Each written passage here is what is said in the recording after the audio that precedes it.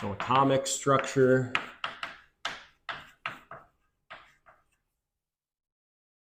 and spectra.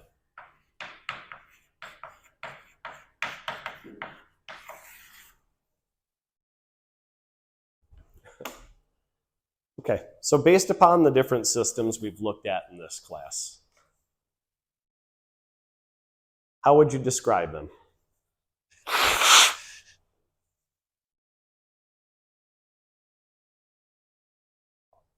Are any of them real? No. I was like, oh, cyanidized, that's kind of like this thing. Or a particle on a ring, it's sort of like electrons and benzene in a ring. No, those are really simplified models. The only one that kind of works is the tunneling one, but the rest of them are all really simplified. The reason we did that was to build your intuition to get to this point. So we can talk about atoms, and then we can talk about molecules. If you understand the atoms, we'll understand the molecules. So we're going to utilize a lot of tricks that we learned in the past to figure out and how to model this system through those ideas. Okay? Seems like a really big build-up to something like, why didn't we just start here? The mathematics associated with this is complex. It's difficult. A lot of times I'm just going to give you integral tables and say, yep, go for it. Or, okay, we can use the ideas that these are normalized, stuff is equal to 1, and we'll move on with our lives. That's why we wait so long to do this. But we want to take the path that we had been taking with these other model systems. So what is the simplest atom with an electron you can think of? Yep.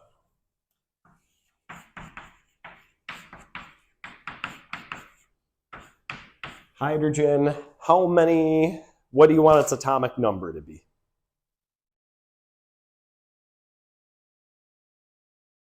1. What do you want its mass number to be? You want it to be 1. How many electrons are in this system? 1. How many protons are in the system? 1. How many neutrons? 0. Simplest you can get. You want that because it gets more complicated as we build up.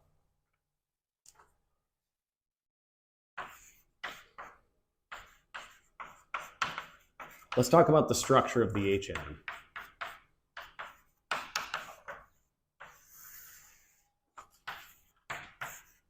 So for any quantum system that we've investigated, what's the first question we always ask? Yeah. What does the Schrodinger equation look like?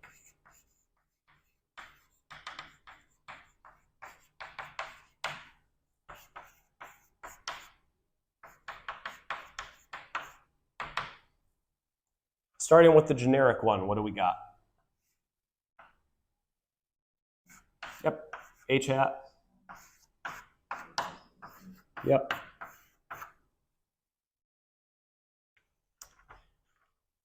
H hat, what can it be broken apart into again?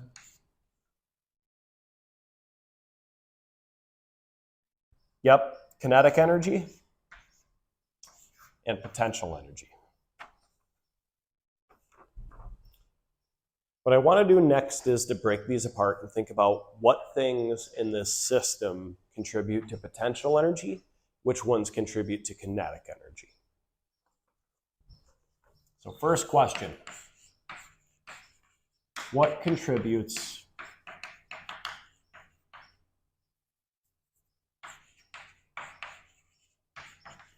to the kinetic energy?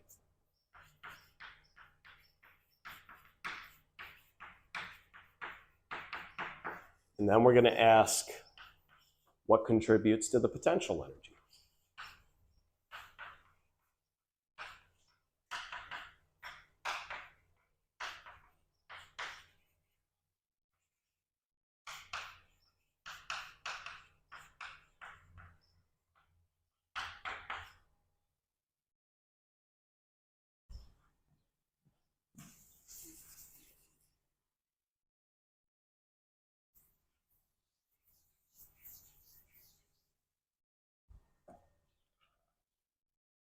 Describe what hydrogen looks like.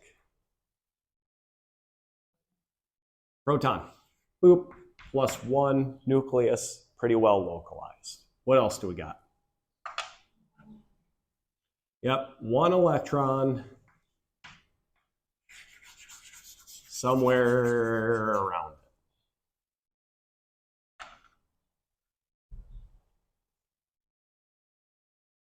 A 3-year-old can tell me that. My 1 and whatever year old can almost do that. She can't tell me where the neutrons are yet. She doesn't like neutrons. She likes talking about the protons and the electrons, no neutrons for her. Okay. Better than some bio majors. Okay.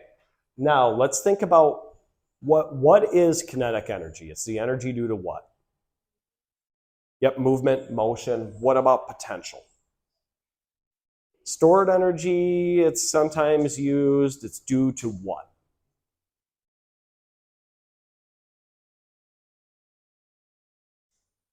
So you're right, it is stored energy, so if I have this box of tissues or whatever, this has less potential energy than this, right? What's the only thing that changed about this box of tissues? Yeah, it's position. Position or configuration. Kinetic energy. What things are going to contribute to it?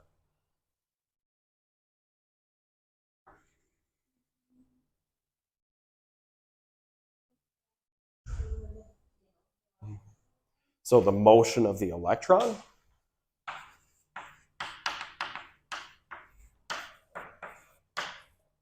What else?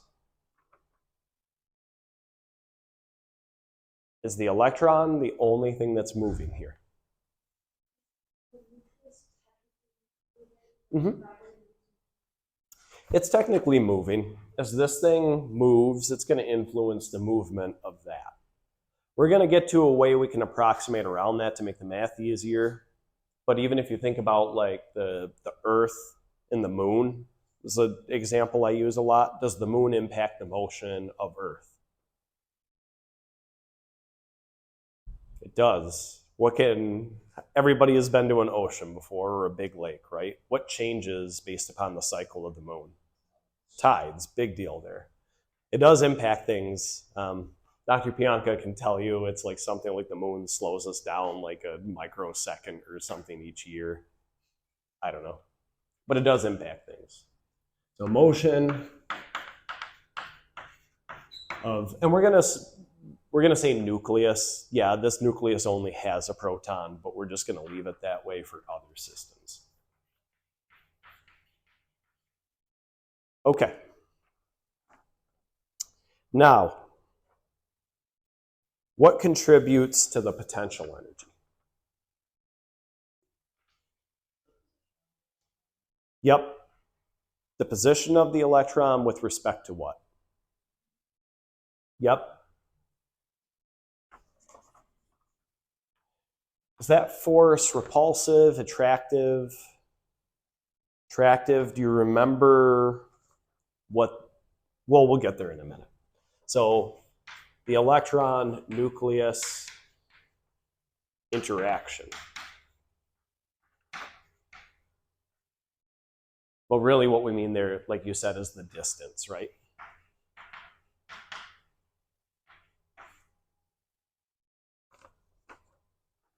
Okay, so we can modify our Hamiltonian. We said it's meant to have kinetic energy. It's meant to have potential energy. How many terms do we need to have to describe these things? Should have 3, right? Tell me one of them. Kinetic energy of what?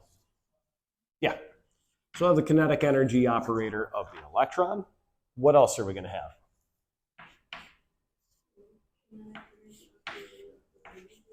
Yep. Kinetic energy operator of the nucleus. And then, yep, the potential. Yeah. In the past, a lot of times we said our operator was either the potential energy operator was a simplistic function or it was just a constant. In this case, it's a function. Okay, these two, can you guess what's gonna be in there? What are they gonna look like?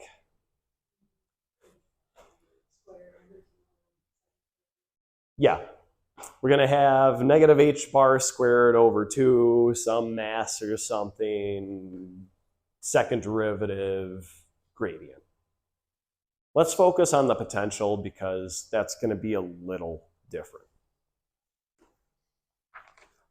So, B hat. Let's talk about that guy.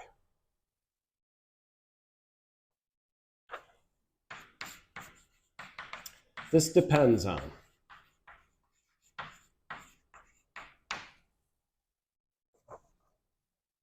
three things.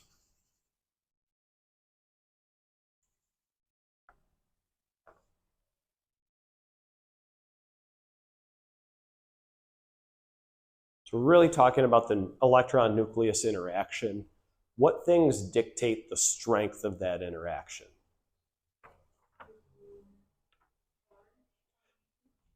Yes, the charge on each. So we got the charge on electron, which we're just going to keep the symbol E negative, like that. Or in some cases, just E. We'll leave it just as E.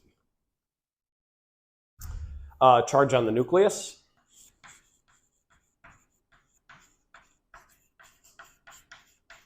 What symbol do we generally give the charge on the nucleus? Yep, capital Z. And what other thing is going to dictate the strength of that interaction? Yeah, the distance.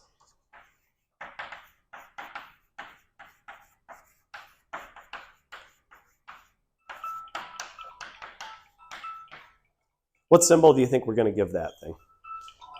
Yep, that's R. Sometimes you'll see R arrow to indicate that it's a vector. We're just going to leave it like that. Okay.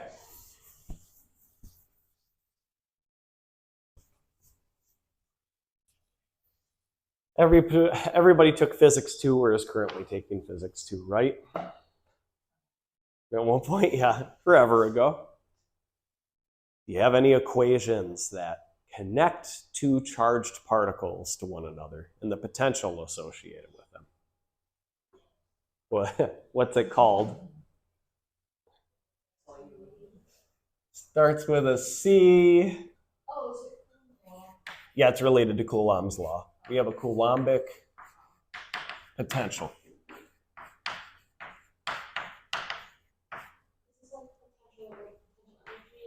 Mm-hmm.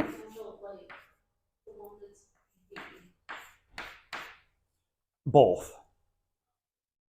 You've probably just calculated it at one point rather than doing an integral associated with it. And maybe you did an integral. Okay. The change of the nucleus, we could change it based upon whatever atom we're looking at. The charge on the electron is not going to change, even though I saw a really weird paper recently about how fundamental things like that change close to the speed of light, and water looks straight when you get close to the speed of light. I don't know. Weird junk. What's this going to look like? Negative Z E squared over 4 pi R.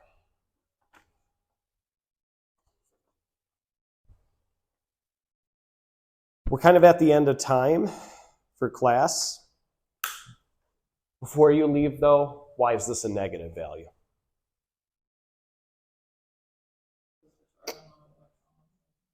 Mm-hmm. What does that negative value mean? Is this an attractive or repulsive force? It's an attractive force. You know, because it's energy lowering, it's a negative value. Next time, we're going to formulate this operator. We're going to look at ways that we can simplify it, and then we're going to apply it to some math, which will be rough, but fun. Okay. Are there any questions associated with this stuff? Okay. The Hamiltonians and the functions are going to look complicated. Don't get lost in the weeds. Keep bigger picture ideas. You know fundamental things like this. What's attractive? What's repulsive? Okay? All the math, the way that's done in reality right now, plug it into Mathematica and hit enter. Or throw it into Gaussian and hit enter. Okay?